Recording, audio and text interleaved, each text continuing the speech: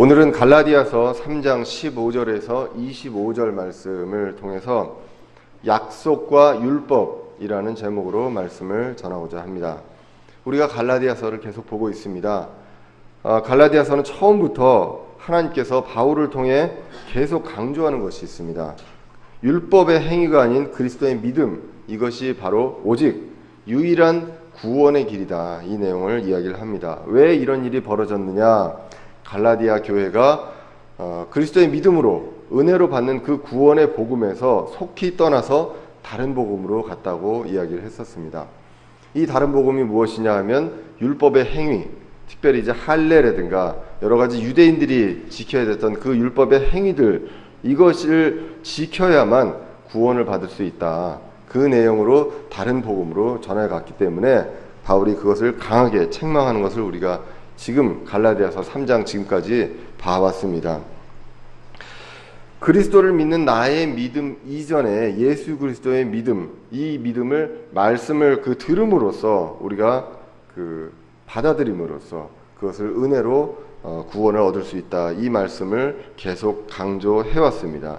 지금까지 계속 율법의 행위와 그 그리스도의 믿음, 그것을 통해서 은혜로 받는 그 구원에 대해서 이야기를 하면서 우리는 한 가지 의문을 갖게 됩니다. 그러면 율법이 무슨 소용이 있느냐? 우리가 구원받으면 이게 끝 아니냐? 이제는 율법을 지키든 안 지키든 우리한테 무슨 소용이 있느냐? 그리고 더 나아가서 이 율법이 왜 주어졌느냐? 도대체 무슨 의미가 있으며 무슨 목적이 있느냐? 이런 것들에 대해서 의문을 가질 수 있습니다. 거기서 더 나아가서 이제 율법 필요 없는 거 아니냐? 이제는 우리 구원 받았으니까 우리는 자유하니까 그냥 막 살아도 되는 거 아니냐. 이러한 것들까지 나아갈 수 있다는 것입니다. 그래서 오늘 본문에서는 드디어 이제는 율법의 의미, 율법의 목적이 무엇인지 이야기를 하게 됩니다. 그러면서 이제 이야기하는 것이 약속을 이야기합니다. 약속과 율법에 대한 내용들을 이야기를 하게 됩니다. 어떻게 보면 율법이라는 것도, 이 법이라는 것도 약속의 어떤 한 범주처럼 보여질 수도 있습니다. 우리가 지키자라고 약속하는 거니까요. 근데 사실 들여다보면 약속과 율법은 조금 다릅니다. 약속은 서로 간에 쌍방간에 동등한 위치, 또는 내가 무언가를 지키겠다는 그런 약속을 상대방한테 이제 하는 것이고요. 그리고 그 약속은 지켜질 것이라는 것, 그리고 이 약속을 서로 상대방의 신뢰 안에서 믿으면 되는 것입니다. 그런데 이제 율법은요, 율법을 집행하는 자가 있습니다. 그리고 따라야 되는 자가 있다는 것이죠. 그래서 율법은 지키고 순종해야만 하는 그러한 것이 있습니다. 약간은 비슷한 것 같지만 굉장히 다른 것이 있습니다. 오늘 본문은 약속을 통해서 율법과 약속의 어떤 차이점을 통해서, 그리고 또 율법의 의미와 목적을 이야기하게 됩니다. 그러면서 이야기를 처음에 다시 언급을 하는 것이 바로 다시 아브라함을 이야기를 하게 됩니다. 15절에 오늘 보시면 사람의 언약이라도, 약속이라도 확정되면 취소할 수 없다. 이런 얘기를 합니다. 사람끼리 맺은 약속이라도 무언가 공식적으로 확정을 했으면 이것을 취소할 수 없고 그것을 어기면 안 된다. 그것이 바로 약속이다. 우리가 많이들 이야기합니다. 사람들한테 내가 제일 싫어하는 사람이 뭐냐라고 얘기하면 약속을 해놓고 지키지 않는 사람이다. 이런 이야기를 많이 하게 됩니다. 약속을 안 지키면 그 사람에 대해서 신뢰가 떨어지고 믿음이 없어지게 되죠. 그만큼 약속과 믿음은 같이 간다는 것, 이것을 이제 볼 수가 있습니다. 그래서 사람의 언약이라도 확정되면 취소할 수 없는데 하물며 하나님이 약속하신 것은 어떻겠느냐라는 이야기로 말씀을 이제 시작을 하게 됩니다. 그래서 이제 16절에 보시면 이제 그 약속들은 하나님과 그의 씨에게 하신 것인데 그분께서 여럿을 가리키며 씨들에게 하지 아니하시고 하나를 가리키며 내 씨에게 하시나니 이 씨는 그리스도시니라. 이렇게 말씀을 하게 됩니다. 우리가 이제 아브라함을 기억을 하게 됩니다. 아브라함은 모세보다 한참 전에 있었던 사람이죠. 율법을 대표하는 모세보다 한참 전에 있었던 사람인데 하나님께서 부르시고 창세기 12장 7절을 보시면 주께서 아브라함에게 나타나서 이르시되 내가 이 땅을 내 씨에게 주리라 라고 이야기했다는 것이죠. 그래서 씨들이 아니라 씨에게 주리라 라고 얘기했는데 이 씨가 누구냐라고 오늘 갈라디아서 3장 16절에서는 이 씨가 바로 그리스도 신이라 라고 이야기를 하게 됩니다. 그런데 이제 그 약속을 하나님께서 어떻게 하셨느냐, 이스라엘 민족들, 당시에 이스라엘 민족들이 하는 약속의 어떤 관습, 그 방법을 따라서 하셨던 것을 우리가 창세기 15장을 보시면 알 수가 있습니다. 하나님께서 창세기 15장에 보시면 아브라함에게 축복하십니다. 자기 자신에게 자식이 없기 때문에 이제 축복을 했을 때 아브라함이 그렇게 얘기합니다. 나한테 청지기가 있습니다. 엘리에셀이 있는데 그 사람이 이제 상속자가 될 것입니다. 이제 이렇게 이야기를 합니다. 저는 자식이 없습니다. 라고 이야기를 했을 때 하나님께서 이야기합니다. 하늘의 별들을 봐라. 내 씨가 그와 같으리라. 라고 이야기하고 그것을 아브라함이 믿으니 하나님께서 의롭다 하셨다라고 이야기를 하게 되죠. 그렇게 하고 나서 이제 17절 이하에 보시면 하나님께서 아브라함과 언약을 맺으시는 그 장면이 이제 나오게 됩니다. 당시 이스라엘 민족들은 약속을 할 때, 두 사람이 약속을 하고 이걸 꼭 지켜야 된다고 할 때 어떠한 일을 했냐면 그 죄 없는 동물을 또 죽입니다. 동물을 죽여서 반으로 갈라가지고 그 사이를 두 사람이 이제 지나가게 됩니다. 그래서 내가 약속을 어겼을 때 이렇게 이제 죽게 된다. 이것을 이제 이야기를 하게 되죠. 그와 마찬가지로 하나님께서도 아브라함에게 이야기를 하게 됩니다. 아브라함에게 이야기를 하면서 암송아지, 3년 된 암송아지, 그리고 3년 된 암연소, 그리고 그 순양과 산비둘기, 집비둘기 새끼, 이것을 다 가져와라. 이렇게 이야기를 하게 됩니다. 그렇게 가져와서 이 짐승들은 다 쪼개라. 그러나 날짐승들을 놔두고 다 쪼개라. 라고 이야기를 하게 됩니다. 그렇게 해서 약속을 하게 됐을 때, 사실 이 약속은 왜 했느냐? 아브라함이 제가 그것을 어떻게 믿겠습니까? 라고 했을 때 좋다, 그럼 약속을 하겠다라고 해서 하나님께서 언약을 하게 됩니다. 그런데 이때 다 쪼갰습니다. 그러면 하나님께서 아브라함과 같이 거기를 지나가야 되죠. 그런데 아브라함을 잠들게 하시고 잠이 들었을 때 하나님의 등불만, 하나님을 상징하는 그 등불만 그 사이를 지나가게 됩니다. 결국은 무엇이냐? 하나님께서 일방적으로 약속을 하셨다는 것입니다.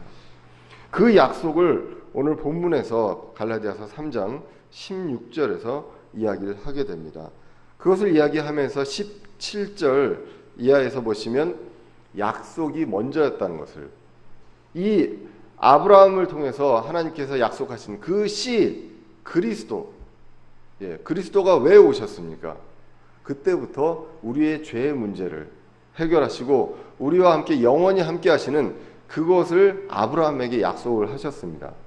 그것을 약속을 하시고 오늘 17절에 보시면 이 약속을 하시고 그 430년 이후에 생긴 그 율법이 약속을 취소하지 못하고 또 그 약속을 무효로 만들지 못한다라는 말씀을 한다는 것이죠. 그 율법이 430년 이후에 있었는데 우리가 출애굽기 12장 40절 이하에도 보시면 이집트에 거하던 이스라엘 자손의 머무는 기간이 430년이었다 이 얘기를 하게 됩니다. 그 430년 이후에 이제 모세를 통해서 그 율법을 받게 되는 그 일이 일어났는데 그 일이 일어나기 430년 이전에 벌써 아브라함이 약속을 하셨다는, 아브라함에게 하나님께서 약속을 하셨다는 것입니다. 그렇기 때문에 그 이후에 생긴 율법이 이 약속을 허물거나 무효로 하거나 할 수 없다라는 것을 오늘 본문에서 이야기를 하게 됩니다. 그러면서 18절에 보시면 만일 그 상속 유업이 율법에서 나면 그것은 더 이상 약속에서 나지 아니하느니라. 그러나 하나님께서는 그것을 아브라함에게 무엇을 통해 주셨습니까? 약속을 통해 주셨다는 것입니다. 율법을 통해서 주신 게 아니라는 것입니다. 아까도 말씀드렸지만 약속은 어떻습니까? 약속을 한 것을 믿으면 됩니다. 율법은요, 내가 그것을 순종하고 지켰을 때 그 상속 유업을 받는다는 것입니다. 내가 어떻게 하느냐에 따라서 결과가 달라질 수 있는 것이 율법이고요. 약속은 그 약속을 하신 그분을 믿고 기다리면 된다는 것입니다. 그것을 이제 오늘 18절을 통해서 알 수가 있습니다. 자, 그러면서 이제 19절 이하에서 드디어 이제 율법의 의미가 무엇이냐라는 것을 이야기하게 됩니다. 오늘 19절을 보겠습니다. 그러면 율법은 무엇을 위한 것이냐? 그것은 약속을 받은 그 씨가 오실 때까지 범법들로 인해 더해진 것이요, 한 중재자의 손에서 천사들에 의해 정해진 것이다 라고 이제 말씀을 하게 됩니다. 율법이 왜 있느냐는 것이죠. 아까 처음에 제가 의문을 던진 것처럼 이렇게 율법 이전에 약속이 있었고요, 율법의 행위로는 구원을 받을 수 없고, 이 약속을 하신 아브라함한테 430년 전에 약속을 하신 그 약속, 메시아 그리스도, 그래서 이 그리스도의 믿음, 이것을 통해서 은혜로 값없이 구원을 받는다면 도대체 율법이 무슨 필요가 있느냐? 왜 그 율법을 그토록 구약시대에 지키라고 하셨고, 그것 때문에 유대인들은 왜 계속 율법을 지키고 있느냐? 그것에 대해서 이제 성경이 답을 하게 됩니다. 그러면 율법은 무엇을 위한 것이냐? 근데 오늘 본문에서 무엇이라고 얘기하냐면 약속을 받은 그 씨가 오실 때까지 범법들로 인해 더해진 것이다. 그리스도가 오시는 때가 있습니다. 그때까지 기간이 있는데 그 기간 동안에 사람들의 범법, 그 죄들로 인해서 그 더해진 것이 바로 율법이다라고 이야기를 하게 됩니다. 그래서 한 중재자의 손에서 천사들에 의해 정해진 것이다 라고 말씀을 하게 됩니다. 이 한 중재자는 누구일까요? 우리가 중재자 하면 첫 번째 누구를 떠올리냐면 예수님을 떠올리게 됩니다. 그러나 지금 오늘 본문에서는 성경의 역사, 그리고 우리가 출애굽기를 봤을 때 한 중재자는 바로 모세입니다. 그래서 하나님께서 모세를 통해서 율법을 이제 이스라엘 민족들에게 주게 됩니다. 그 전에도 하나님과 그 이스라엘 민족들한테 약속이 있었습니다. 이스라엘 민족이 이것을 잘 따르기로 그렇게 약속을 하고, 그리고 율법을 주게 되는데 이스라엘 민족이 뭐라고 얘기합니까? 하나님, 너무 두려우니까 저희한테 직접 얘기하지 마십시오 라고 이야기를 하게 되죠. 그때 이제 중재자를 통해서 율법을 이제 전해주게 됩니다. 그래서 그 율법을 지킵니다. 율법을 지키는 것이 그 그리스도의 씨가 오기 전까지 이 범법들로 인해서 더해진 것이다 라는 것, 그것을 오늘 본문이 이야기를 하고 있다는 것입니다. 20절에 보시면 이것을, 이 중재자는 하나만의 중재자가 아니로되 하나님은 하나이시니라, 이렇게 나오게 됩니다. 이것이 무슨 뜻이냐면, 중재자라는 것은 양쪽 사이드가 있습니다. 양쪽 편이 있죠. 양쪽 편에서 그 중재하는, 조정하는 자가 있다는 것입니다. 그런데 율법에 있어서는 이러한 중재자가 있어 왔다는 것입니다. 그런데 약속은 중재자가 있을 필요가 없다는 것이죠.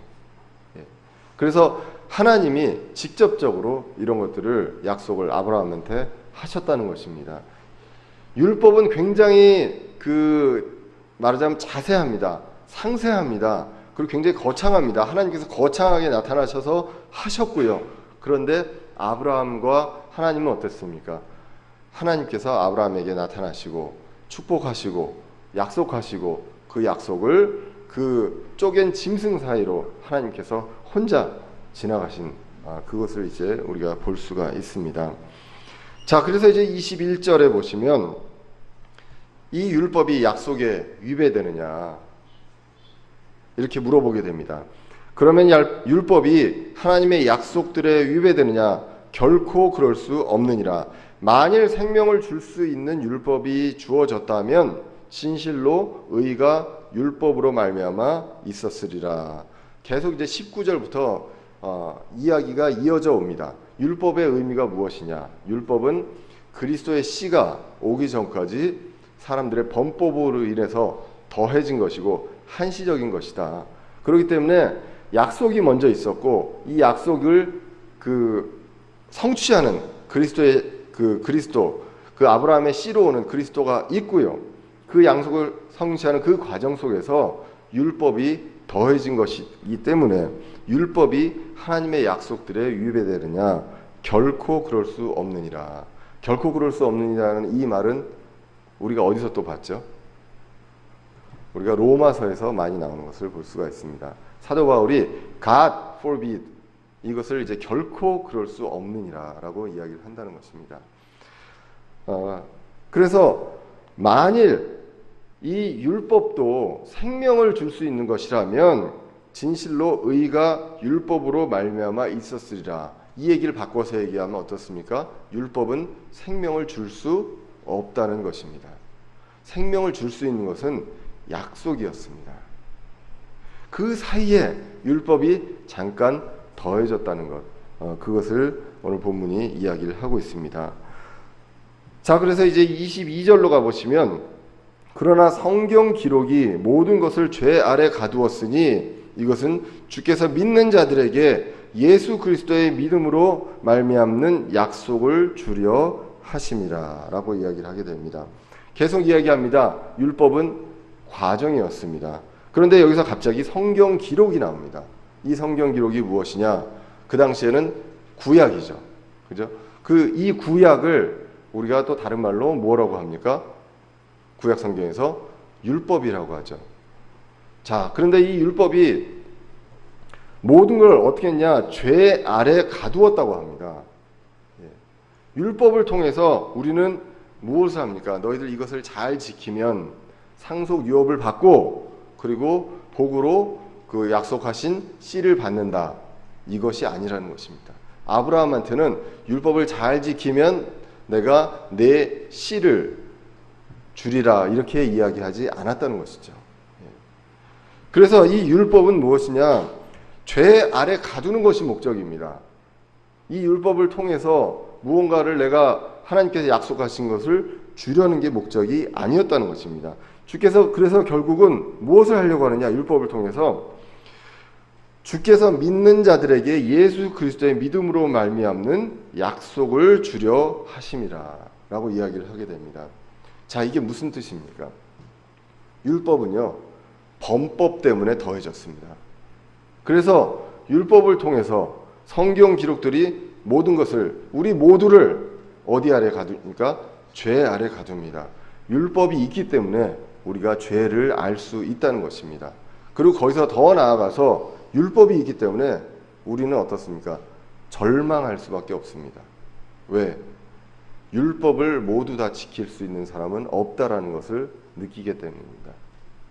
그러면 율법을 통해서 절망을 하면 어떻게 됩니까? 아, 내 인생은 끝났어가 아니라 이제는 이것을 해결해 줄 수 있는 존재를 찾을 수밖에 없다는 것이죠. 그것이 누구냐라고 하면 그것이 바로 하나님께서 아브라함에게 약속하셨던 그 씨라는 것입니다. 그러니까 이제 율법을 통해서 우리는 죄를 알게 되고요. 이 죄를 알게 됨으로 인해서 이 죄의 문제를 해결할 수 있는 존재를 바라보게 됩니다. 결국은 그리스도를 바라보게 된다는 것.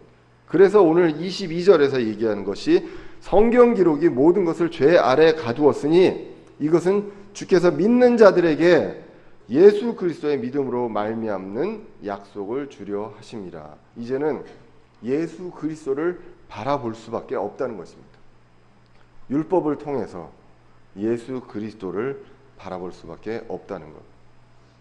여러분들 법을 모두 다 하나님의 율법을 떠나서 우리나라에 있는 모든 법을 다 지키고 사시는 분 있습니까?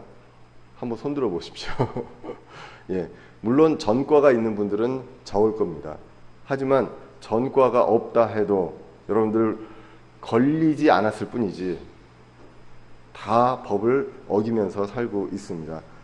제가 오늘 운전하면서 오면서도 시속 100km를 여러 번 넘고 왔습니다. 예. 법을 어겼죠. 다만 카메라에 안 걸렸을 뿐입니다. 하나님의 율법에서는 법을 어겼을 때 안 걸릴 수가 없습니다.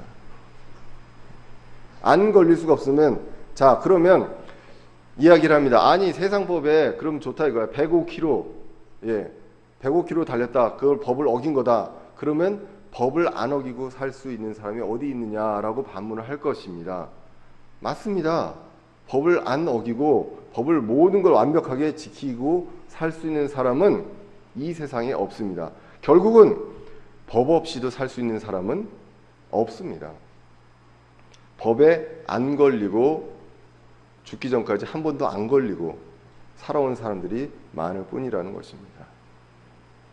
그런데 다시 말씀드리지만 하나님의 율법에는 안 걸릴 수 있는 사람이 없다는 것입니다.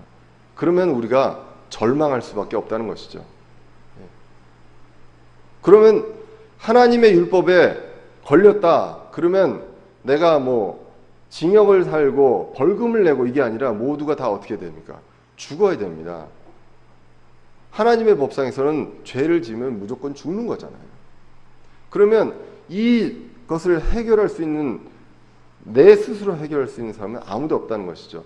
아무리 그것에 10배, 100배 선행을 하더라도 이것이 해결되지 않습니다.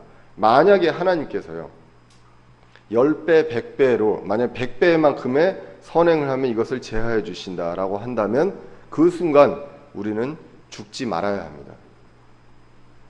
그렇지 않습니까? 우리의 죽음이 왜 왔습니까? 아담과 이브로부터 우리의 그 죄의 것들이 전가되면서 우리가 이제 죽을 수밖에 없는 존재로 태어나게 된 것입니다. 그리고 우리가 죄를 짓습니다. 그것이 선행으로 해결된다면 그 순간 하나님의 법상으로 우리가 죽지 말아야 합니다. 근데 그렇게 될 사람이 아무도 없다는 것. 그렇기 때문에 이 문제를 해결할 수 있는 예수님을 바라볼 수밖에 없다는 것. 이것을 오늘 갈라디아서 3장 22절에서 이야기를 하게 됩니다. 그래서 이제 23절로 넘어가 보시면, 그러나 믿음이 오기 전에는 우리가 율법 아래 붙잡혀서 나중에 계시될 믿음에 이르기까지 갇혀 있었느니라 라고 계속 이제 부연 설명을 합니다. 결국은 믿음이 오기 전까지, 한시적으로 예수 그리스도가 오기 전까지, 예수 그리스도가 믿음의 창시자잖아요. 그래서 그 믿음이 오기 전까지 우리가 율법 아래 붙잡혀서 나중에 계시될 믿음에 이르기까지 갇혀 있었느니라 라고 말씀을 하게 됩니다. 결국은 율법은요 약속들에 위배되는 것이 아닙니다. 그리고 율법들은 궁극적으로 무언가 우리한테 주기 위한 약속이 아니라 약속 안에 포함된, 일시적으로 포함되었던, 더해졌던, 범법들로 인해서 더해졌던 그러한 것들에 불과하다라고 이제 이야기를 하게 됩니다. 그래서 이제 구체적으로 24절에서 이제 예를 들게 됩니다. 그런즉 율법은 우리를 그리스도께 인도하는 훈육 선생이었으니 이것은 우리가 믿음으로 의롭게 되게 하려 함이라. 결국 율법이 무엇이라는 것입니까? 훈육 선생이라는 것입니다. 이제 여기 계시는 분들 중에 어른도 있고요. 그냥 갓 성년이 되신 분도 있고, 그리고 이제 오랫동안 성년이셨던 분도 있고, 이제는 그 원수계 경지에 오르신 분들도 있습니다. 여러분들 이제 성인들도 훈육 선생이 필요합니까? 우리가 훈육 선생하면 어떻습니까? 아이일 때 그것에 대해서 우리가 그 배워야 할 기간이 있잖아요. 그래서 그때 우리가 배우는, 그 일시적으로 배우는 그런 훈육 선생, 그래서 율법은 그러한 훈육 선생입니다. 그런데 이 훈육 선생이 나쁜 것을 가르칩니까? 그렇지 않습니다. 분명히 좋은 것을 가르치고요. 이것을 지키면 하나님이 기뻐하십니다. 그러한 것들을 가르치나 이런 것들은 훈육 선생이지 궁극적으로 내 인생 전체에서 어떠한 역할을 하고 이제 그런 것들은 아닙니다. 어느 순간인가는 훈육 선생의 어떤 그늘 아래에서 벗어나야 한다는 것, 벗어날 수밖에 없다는 것, 그것을 이제 갈라디아서 3장 24절에서 율법을 훈육 선생에 비교를 하게 됩니다. 이것은 결국은 뭐냐? 일시적으로 우리가 배운 훈육 선생이었기 때문에 우리는 궁극적으로 믿음으로 의롭게 되게 하려 함이라 라고 오늘 본문이 이제 말씀을 하게 됩니다. 훈육 선생을 통해서 배우게 됩니다. 우리가 죄라는 것이 이렇게 무서운 것이다. 이런 것도 죄고 저런 것도 죄고 우리가 죄를 지었을 때 어떻게 된다는 것도 배우게 됩니다. 죽어야 되는데 그냥 죽는 것이 아니라 이 짐승을 봐라. 짐승을 봐서 죽여서 피를 내고 또 각을 떠서 그리고 그것을 불로 태우고 이만큼 흉악한 그리고 엄중한 벌을 받을 수밖에 없는 것이다. 이것을 이제 배우게 됩니다. 그리고 수많은 절기와 여러 가지 의식을 통해서 예수님께서 하나님께서 이제 구속하시는 그 사역 이런 것들이 앞으로 이루어질 것들이 이러한 것들이다. 이런 것들을 우리가 훈육 선생으로 배워왔다는 것입니다. 그렇기 때문에 구약을 신약의 그림자라고 합니다. 실체가 있으면 실체에 비춰서 빛에 비춰서 보이는 그림자입니다. 윤곽을 볼 수 있는 것인데 실체를 볼 수 없는 그런 것이었습니다. 그런데 그것이 그리스도가 오시면서 우리에게 이제 실체가 되시는 것 이것을 보게 됩니다. 그러므로 이제 율법은 이런 것이다라는 것을 오늘 본문에서 이야기를 하면서 25절에서 그러나 믿음이 온 뒤에는 우리가 더 이상 훈육 선생 아래 있지 아니하도다라고 말씀을 하게 됩니다. 예수 그리스도의 믿음이 온 뒤에 이제 그 아래 있지 않습니다. 더 이상 율법 아래 있지 않고 거기를 벗어났다는 것. 율법은 과정이다라는 내용을 이야기를 하게 됩니다. 오늘 본문을 이제 보시면 알게 됩니다. 율법은 약속같이 보이지만 약속이 아니라는 것입니다. 그런데 하나님께서 상속 유업으로 주시고 아브라함한테 주시기로 한 것, 그 씨, 이것은 율법을 통해서 주신 게 아니라 약속을 통해서 주셨다는 것입니다. 그렇기 때문에 이 약속은 어떻습니까? 믿으면 되는 것입니다. 약속에 조건이 있지 않았습니다. 그냥 주신 것이고 하나님께서 일방적으로 그 쪼개진 동물 사이를 지나가면서 약속을 하셨다는 것입니다. 율법은 다시 말씀드리지만 순종하고 지켜야 무엇을 얻을 수 있는 것입니다. 약속은 그렇지 않다는 것. 그렇기 때문에 율법은 약속이 아니다라고 오늘 본문이 이야기를 하게 됩니다. 그리고 둘째는 율법은 죄를 알게 한다라고 오늘 본문이 이야기를 했습니다. 율법은 그리스도의 믿음이 오실 때까지 우리를 죄 아래 가두어 둔다라고 말씀을 했고요. 늘 우리가 죄가요 짐이 돼서 삽니다. 우리한테 주신 양심이 있어요. 양심이 있기 때문에 율법을 통해서 우리는 죄의 짐을 지고 살아왔습니다. 인생을 통해서 이제 그런 것들이 있었기 때문에 이 문제를 해결할 존재를 찾게 된다는 것입니다. 그리고 세 번째로 율법은 과정이라는 것입니다. 훈육 선생이었습니다.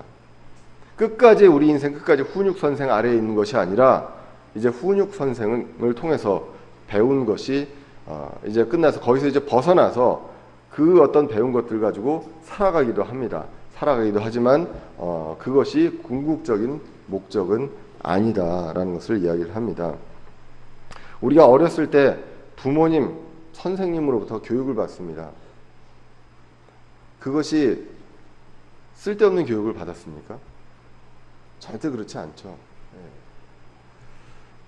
제가 이제 어제 이제 서울에 저희 어머님 댁에 갔습니다. 오늘 이제 저희 아버지가 그 돌아가신 날이라서 제가 이제 고등학교 때 돌아가셨는데 그것 때문에 이제 저희 어머니한테 이제 가서 그 제 동생 가정과 이제 같이 있었는데 그때 이제 저희 아버지가 써놓은 이제 그걸 봤어요. 그러니까 돌아가시기 한 달 전에 이제 쭉 이제 글을 써놓으셨어요.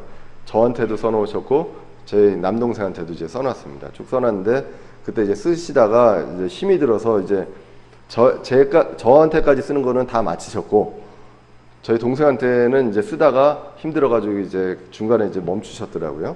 그래서 이제 그거를 쭉 읽었는데 이렇게 해라 저렇게 해라 뭐 이제 당부를 하는 거죠. 그런 어떤 훈육 선생의 역할들이 있었다는 걸. 그것을 제가 사실은 이 말씀을 준비하면서 그 생각까지는 안 했는데 어제 이제 그 뜻하지 않게 저희 어머니가 이제 그걸 주셔서 이제 그거를 읽으면서 아, 이런 거구나라는 생각을 했습니다. 그러면서 그러한 것들, 여기서 무엇을 하고 무엇을 하고 무엇을 꼭 해야 된다, 뭐 이렇게 이야기했던 것들을 이제 다시 한번 그 어렸을 때 부모님들이 가르쳐 줬던 그런 것들을 이제 기억을 하게 됐습니다. 그런 것들이 기초가 돼서 지금의 이제 여러분들이 되고 지금도 내가 무엇을 하면서 살아야 되는가, 이런 것들을 이제 배우게 됩니다. 그렇기 때문에 구원받은 우리가 율법이 필요 없느냐? 그렇지 않다는 것입니다. 훈육 선생이었습니다. 그렇기 때문에 율법을 통해서 가르쳐졌던 그러한 것들이 우리한테 도움이 됩니다. 아, 이렇게 하면 하나님께서 기뻐하시는구나 라는 것을 우리가 알게 되고 그러한 것들을 되도록이면 순종하려고 하면 좋다는 것입니다. 그런데 거기서 주객이 전도돼서 율법을 통해서 구원을 받거나 율법을 통해서 내가 무언가를 이루어진다라고 해서는 안 된다는 것. 단지 훈육 선생이었다는 것. 이것을 오늘 갈라디아서 본문에서 이야기를 하게 됩니다. 율법 이전에 있었던 것이 있다. 그것이 바로 하나님의 약속이다. 예.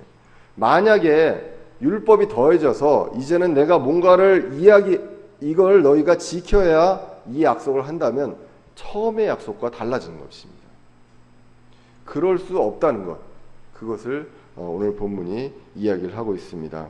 그렇기 때문에 우리는 다시 한번 말씀드리지만 율법이 우리가 지키고 따르고 묵상하면 좋습니다. 그렇기 때문에 우리가 시편 1편이 어떻게 시작합니까? 복 있는 사람에 대해서 이야기를 하게 되죠. 그러면서 주의 율법을 주야로 묵상하는 자라고 이제 합니다. 구원받은 사람이 주님의 율법을, 하나님의 말씀을 통해서 우리가 그것들을 주야로 묵상하는, 그러면서 우리가 자라가고 또 성령 안에서 성화되어가는 그런 과정을 겪는다는 것입니다. 다시 한번 말씀드리지만 그것을 통해서 우리가 구원을 받고 또 무언가를 우리의 어떤 앞으로의 영원한 삶이 달라지느냐, 그렇지 않다는 것, 그것을 우리가 이제 알게 됩니다. 그러나 율법을 통해서 하나님의 자녀 그리고 천국 백성이 어떻게 생활해야 되는지 그것은 우리가 분명하게 알 수 있다는 것. 그래서 정말로 우리가 구원받은 우리 대전은혜 침례교회 성도들이 이 하나님의 은혜로 예수 그리스도의 믿음으로 우리가 구원을 받고 우리가 자라나간다는 것, 이 진실, 이 진리에는 변함이 없지만 그러나 우리가 훈육 선생한테 배웠던 이것을 통해서 하나님께 이제는 이것을 의무적으로 내가 두려워서 지키는 것이 아니라 기쁨과 감사함으로 이것을 지킬 수 있는 저와 여러분들 되셨으면 좋겠습니다. 이러한 것들을 우리 함께 지켜가고 그리고 감사와 기쁨으로 지켜가는 저와 여러분들 되시기를 간절히 기원합니다. 기도하겠습니다.